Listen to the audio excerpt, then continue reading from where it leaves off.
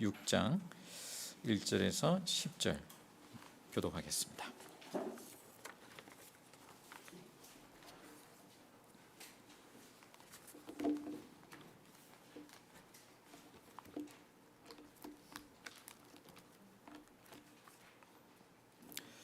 제가 먼저 읽습니다. 다윗이 다시 이스라엘에서 정병 3만 명을 징집하여서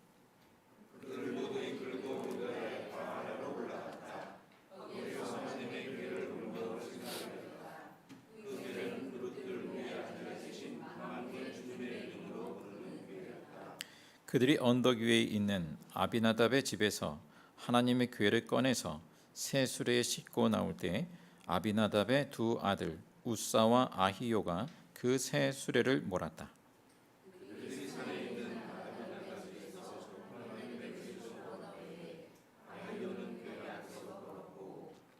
다윗과 이스라엘의 모든 가문은 온 힘을 다하여서 잣나무로 만든 온갖 악기와 수금과 검은 고를 타며 소고와 꽹과리와 심벌들을 치면서 주님 앞에서 기뻐하였다.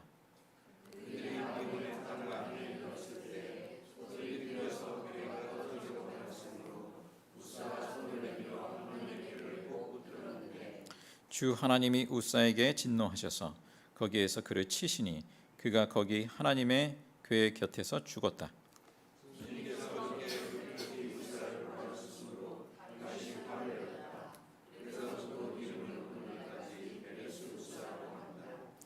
그날 다윗은 이 일 때문에 주님이 무서워서 이래서야 내가 어떻게 주님의 궤를 내가 있는 곳으로 옮길 수 있겠는가 하였다.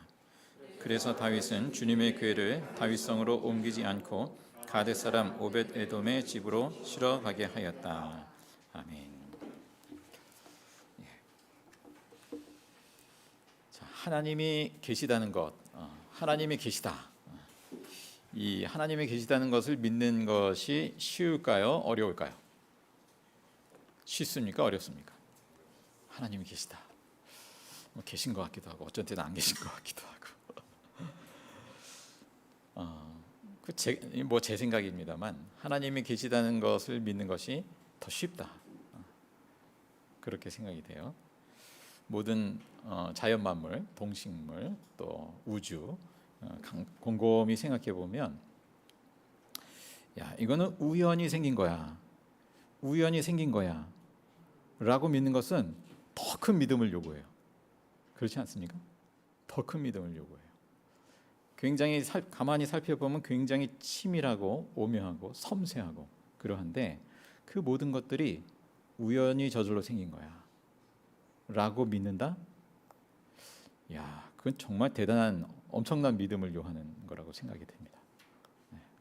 사실 하나님을 믿는 게, 창조주 하나님을 믿는 게 더 쉽다.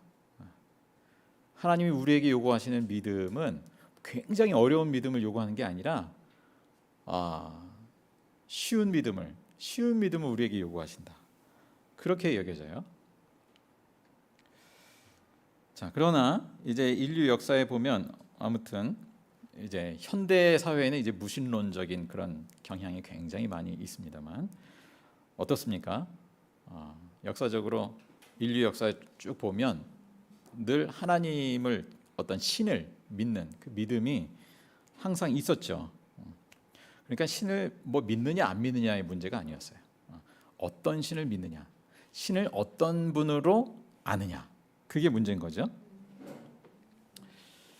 창조의 신이라고 하는 분, 창조주로 하나님이라고 하는 분은 어떤 분인가? 십계명의 첫 계명이 그거 아닙니까? 내 앞에 다른 신을 두지 말라는 것인데, 하나님을 믿고 안 믿고의 문제가 아니라 하나님을 믿는다면서 다른 신을 함께 섬기거든요. 그런 경우가 많았거든요. 또 하나님을 다른 신처럼 믿었거든요. 섬겼거든요. 그러니까 하나님을 잘못 알고 있는 거죠. 자, 오늘 제목이 하나님 가까이 하기라고 했는데요. 하나님 가까이 하기. 근데 하나님을 알아야 가까이 하든지 말든지 할 것이 아닙니까? 하나님을 알아야. 성경을 보면 근데 이 구약의 하나님과 신약의 하나님이 달라 보여요. 그걸 느끼십니까?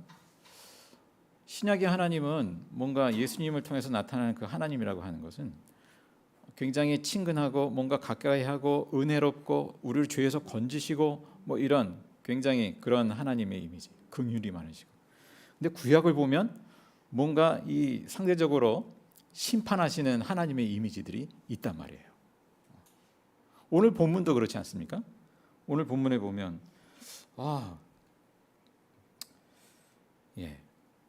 언약궤를 이제 운반하다가 언약궤가 기우뚱기우뚱 하니까 그것을 이제 넘어지지 않기 위해 손을 댔는데 죽는단 말이에요. 야, 뭐 언약궤에 뭐 쓰러지지 말라고 손 댔기로써니 하나님이 그렇게 죽게 하시는 거, 야 이건 좀 이상하다. 뭐 이런 생각을 하게 된단 말이에요. 구약의 하나님은 왜 그러시나? 이 신약의 하나님이랑 좀 다른 것 같아. 뭐 이런 생각을 하게 된단 말이에요. 이 다윗도 굉장히 당혹스러웠죠. 이게 뭐야? 정말 그 언약궤를 잘 실어 나르면서 기쁨의 축제를 벌이는 그 시간에 갑작스러운 사고가 일어난 거예요. 너무나 당황스럽고 화가 나고 그 사건 자체에 화가 나고 무엇이 문제인지 다윗도 알지 못했어요. 자, 우선 언약궤부터 우리가 살펴보면 좋겠습니다. 뭐가 문제인가? 언약궤가 뭐죠? 그 언약궤 사진이 있나요? 한번 일단 이미지를 보시고, 네, 보신 분 계시겠지만, 실제를 뭐 이제 말씀대로 상상해서 이제 표현한 것이기 때문에 실제와 좀 차이가 있을 수 있겠습니다만 저렇게 보이죠. 시내 산에서 하나님이 이스라엘 백성과 언약을 맺으시고 모세에게 성막을 지으라 하시고 그 성막은 지성소와 성소로 되어 있죠. 지성소에 저 언약궤가 이제 놓여져 있게 되죠. 지극히 거룩한 성소에 가장 정말 소중한 대표적인 그런 성물, 그게 언약궤죠. 언약궤의 의미는 뭔가요? 하나님이 우리와 이스라엘 백성과 함께 하신다는 사실을 상징하는 그러한 물건이죠. 하나님이 그 가운데 함께 하신다. 출애굽기 25장에 보면 뭐 이 사이즈가 보면 이제 길이가 2자, 우리 성경에 2자 반 이렇게 표현되어 있는데 규빗입니다. 원래 규빗. 규빗은 여기부터 팔꿈치까지. 근데 이게 사람마다 차이가 있잖아요, 길이가. 대략 한 50cm, 대략 50cm. 이렇게 2자 반이면 뭐 1m하고 좀 더 넘는 그 정도 길이란 말이에요. 너비가 또 1자 반, 높이가 1자 반. 이러한 이제 상자, 박스라고 할 수 있습니다. 박스. 순금으로 안팎을 입히고 그 둘레에는 금태를 두르게 하고 뭐 이런 묘사들이 있어요. 이렇게 명하시죠. 궤의 양쪽에 고리를 만들어서 채를 끼워서 이제 어깨에 매서 운반할 수 있게 했습니다. 이 언약궤 안에는 뭐가 있습니까? 2 돌판. 그래서 법궤 이렇게도 읽었고 이제 증거궤 이렇게도 읽었습니다. 그 위는 뚜껑이 있어요. 그걸 속죄판이라고 합니다. 속죄판. 그리고 속죄판 양쪽 끝에 뭐가 있습니까?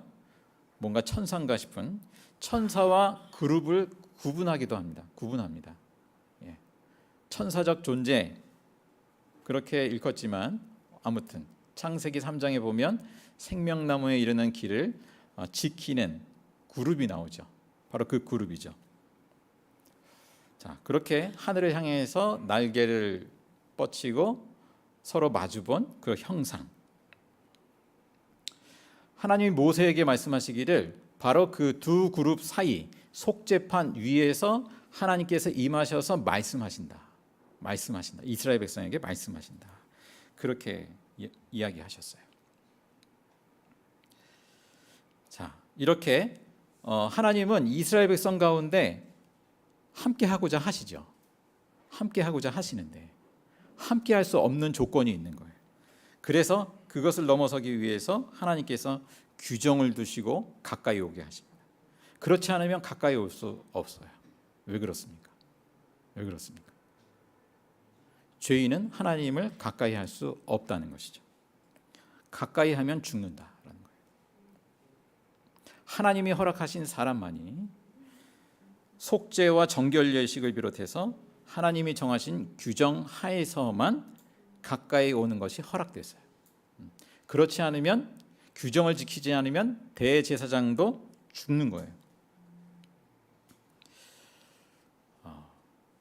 뭐 이게 비유가 좀 그렇습니다만, 뭡니까? 언약궤에 손을 대면 죽는다. 마치 그 고압 전류가 흐르는 것처럼 하나님의 임재의 영광을 우리가 접할 수 없다라는 것이, 뭐 이 고압 전류를 표현하는 게 좀 그렇습니다만, 아무튼 고압 전류가 흐르는 거예요. 말하자면 거기에 손대면 죽어요. 자, 방사능, 이 참 뭘로 비유하기가 참 그런데, 이 방사능하면 부정적인 걸로 이렇게 느껴지는데, 아무튼 가까이 하면 죽는 거예요. 자, 하나님의 영광의 임재 가운데 죄인이 가까이 하면 죽는다. 터치하면 죽는다라는 것입니다. 구약 성경에 이런 사례가 꽤 많이 있어요. 출애굽기 3장에는 모세가 그 가시떨기나무, 불 붙은 떨기나무 가운데 이렇게 가까이 갈 때 하나님이 가까이 오지 말라 하시죠. 하나님이 임재하시는 거룩한 땅에 내 발에 신을 벗어라 하시죠. 하나님은 가까이 할 수 없는 분이에요. 죄인으로서는. 신의 산에 이제 또 하나님이 모세에게 신의 산에 내가 임하겠다, 내려가겠다 말씀하시죠. 다만 산 주위의 경계를 긋고 그 산 위에 백성들이 올라오지 못하게 합니다. 하나님의 임재 가운데 백성들이 그냥 임의로 들어오지 못하게 합니다. 그러면 누구든지 죽음을 면하지 못한다 말씀하시죠. 자, 그렇게 가까이 할 수 없는 하나님, 그 하나님께서 가까이 하고자 하시는 거예요. 그래서 언약을 맺으시고 성막을 만들라 명하시고 거기에 여러 기구들이 들어가고, 그리고 이스라엘 자손 가운데에서 그렇게 머물면서, 성막 가운데 머물면서 그렇게 말씀하시고 임재하시겠다 말씀하십니다. 자, 법궤 앞에 가려면, 언약궤 앞에 가려면 이제 조건이 붙게 되죠. 하나님께서 말씀하시기를 대제사장이 1년에 한 번 들어갑니다. 대속죄일, 그때 한 번. 아무 때나 나오면 죽습니다. 죄인은 이렇게 하나님의 거룩한 임재 앞에 접근할 수 없어요. 레위기 10장에 보면 아론의 아들 나답과 아비후, 아론 제사장의 아들 나답과 아비후, 그들도 제사장이죠. 주님께서 명하신 것과는 다른 금지된 불을 담고 향을 피우다가 죽죠. 그러니까 원래 번제단에 있는 불을 써야 되는데, 하나님이 지정하신 불을 써야 되는데 다른 불을 썼단 말이에요. 말씀대로 따르지 않았단 말이에요. 그래서 죽습니다. 오늘 우리로 말하면 우리가 하나님 앞에 나아가는데 성령의 불이 아닌 다른 불을 가지고 간단 말이에요. 그것은 합당치 않다라는, 우리 적용을 해볼 수 있겠습니다. 역대하에 보면 또 우시야 왕이 제사장이 아닌데도 성소에 들어가서 향로를 잡고 분향하려다가 이마에 나병이 생겼다, 이렇게 말씀하고 있어요. 또 제사장이 성막에 들어갈 때 포도주나 독주를 마시지 말아라, 어기면 죽는다 경고합니다.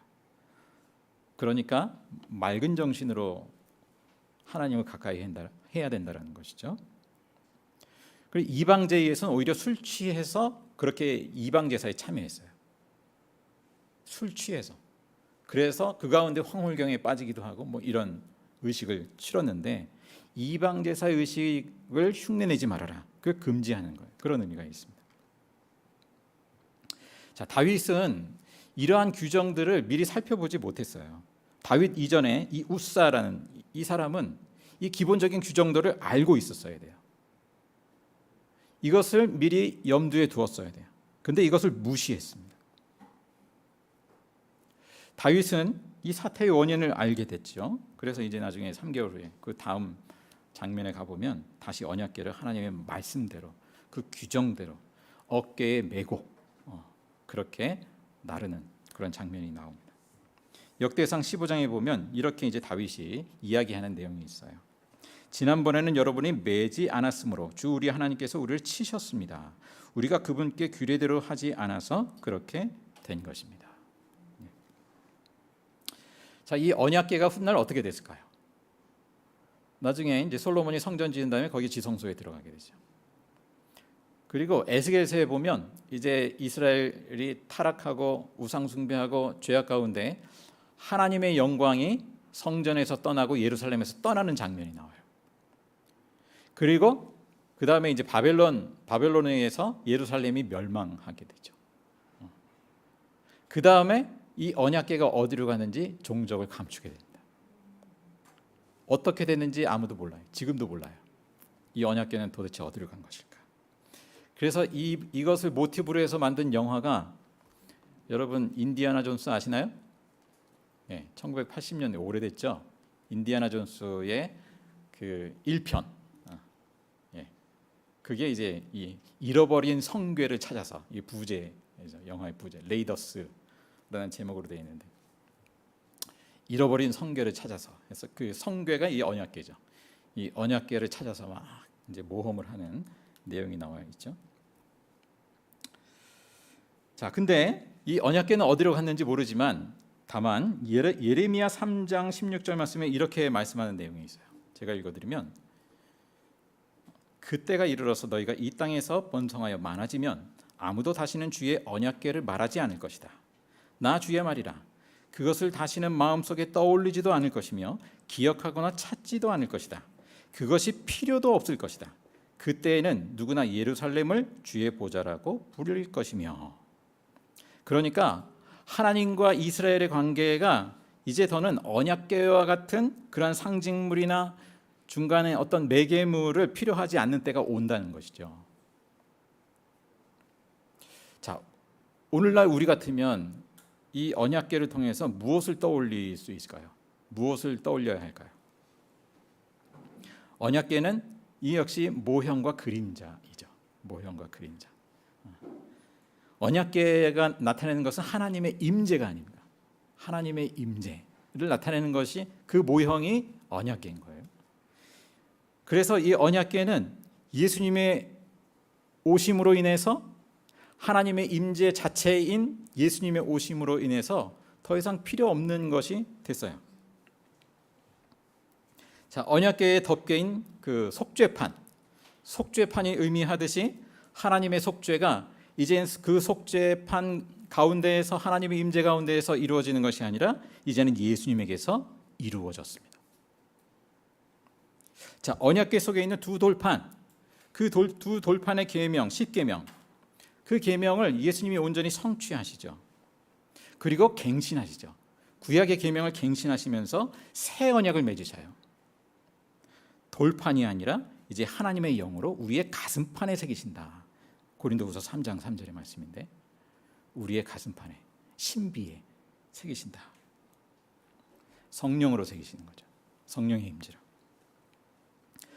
언약궤 그 속죄판 위에 임하시는 하나님의 말씀이 예수 그리스도 안에서 속죄받은 사람들에게 성령으로 임하시고 말씀하시게 되었다라는 것입니다. 자, 이처럼 예수님 안에서 중요한 변화가 일어나게 된 것이죠. 구약에서 하나님의 임재 가운데 가까이 접근하려면 적법한 자격, 그러니까 조건을 갖춰야 되고, 절차를 거쳐야 되고, 속죄, 정결례 뭐 등등. 하나님이 지정하신 날, 거룩한 영역을 침범하면 죽는다, 이런 경고가 있고 한데, 그만큼 죄인은 하나님을 가까이 할 수 없구나라는 것.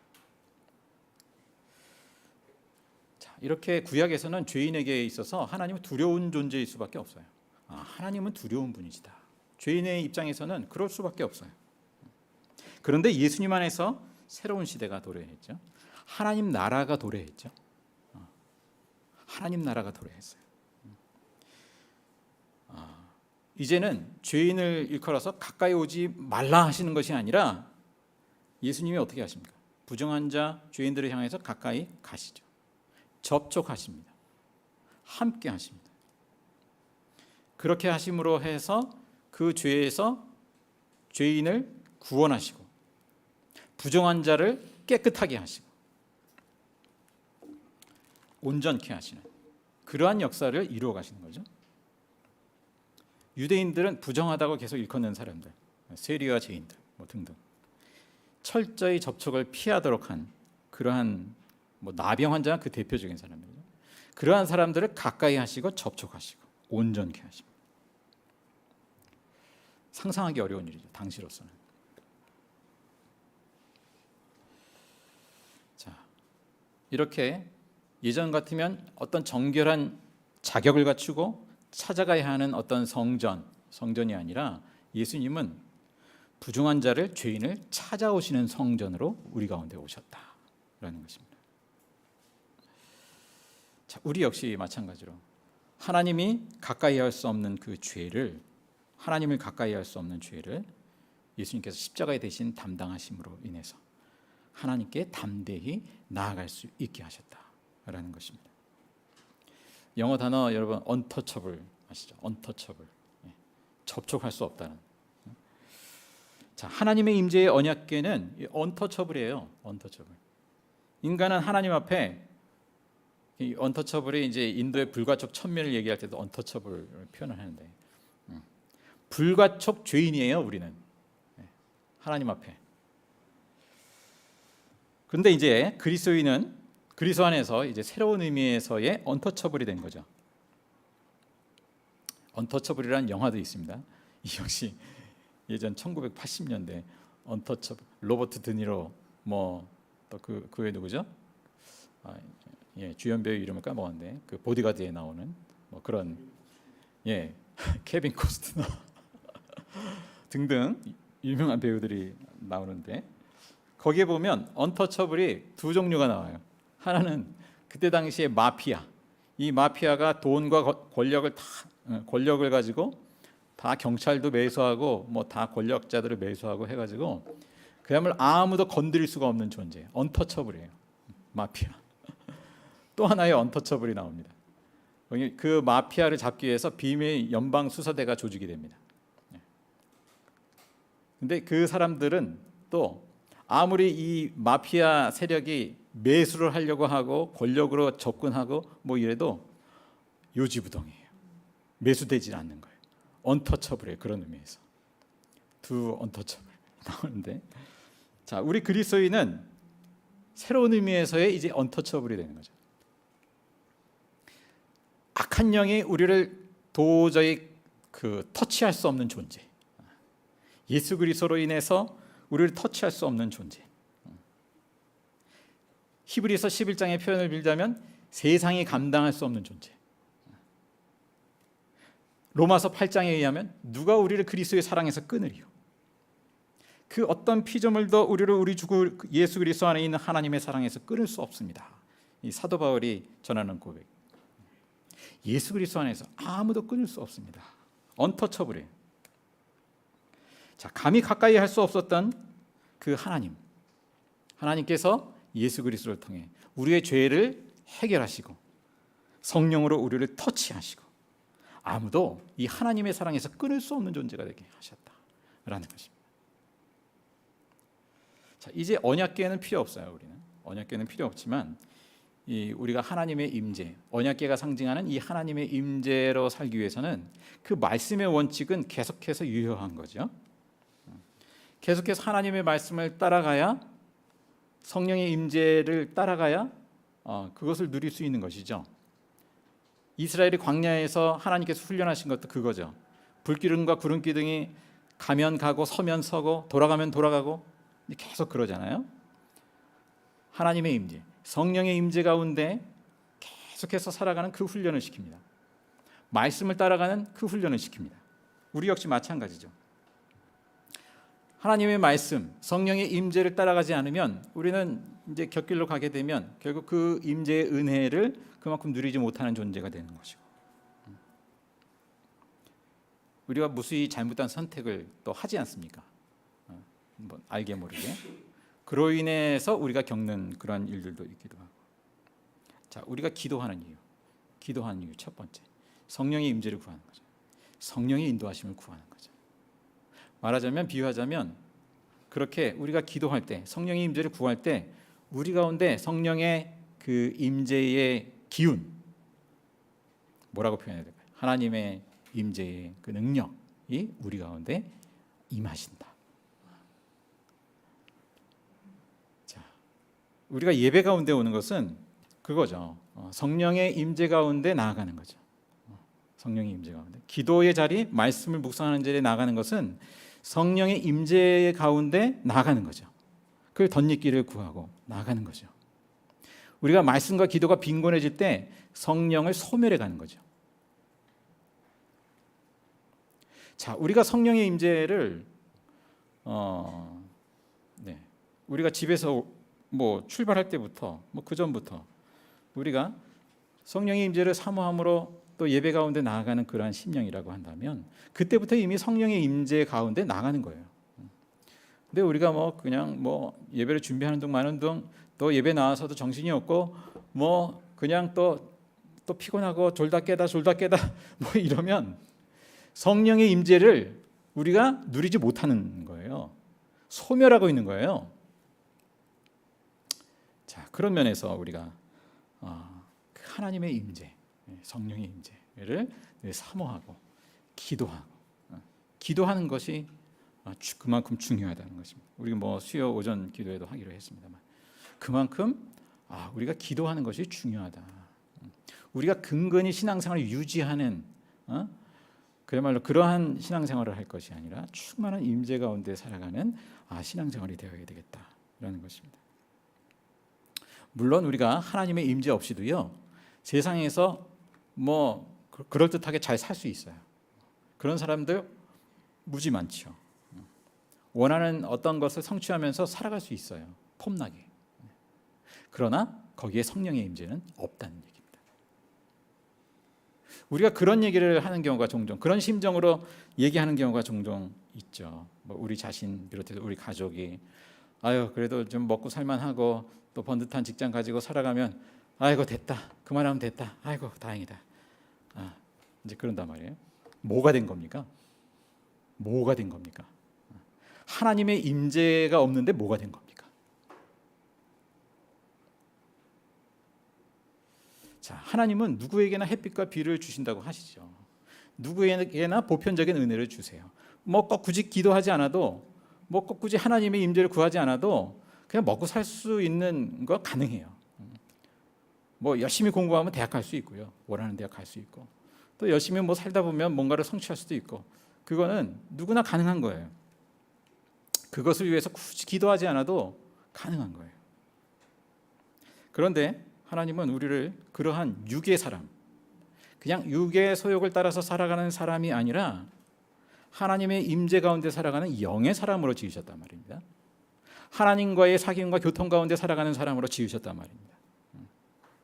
근데 우리가 하나님의 임재를 잃어버리고 살아감에도 불구하고, 그러한 가족들이 그렇게 살아감에도 불구하고 아이고 그만하면 됐다, 야 하나님의 축복받았다, 잘 살면 하나님의 축복받았다. 무슨 축복입니까? 자, 모든 사람들을 하나님께서는 부르시고요, 성령의 충만한 임재로 주님과 함께 살아가기를 원하신다. 오늘도 주님께서 그러한 존재로 우리를 부르셨습니다. 기도하겠습니다. 우리에게 찾아오셔서 함께 하신 하나님 감사합니다. 우리를 죄에서 자유케 하심으로 주님의 임재 안에 살게 하셨으니 감사합니다. 말씀의 길을 따르며 성령의 충만한 임재를 사모하고 기도하며 그 은혜와 능력을 충만히 누리게 하여 주옵소서. 감사드리며 예수님의 이름으로 기도합니다. 아멘. 주님 가르친 기도로 기도하겠습니다. 하늘에 계신 우리 아버지, 아버지의 이름을 거룩하게 하시며 아버지의 나라가 오게 하시며 아버지의 뜻이 하늘에서와 같이 땅에서도 이루어지게 하소서. 오늘 우리에게 일용할 양식을 주시고 우리가 우리에게 잘못한 사람을 용서하여 준 것 같이 우리 죄를 용서하여 주시고 우리를 시험에 빠지지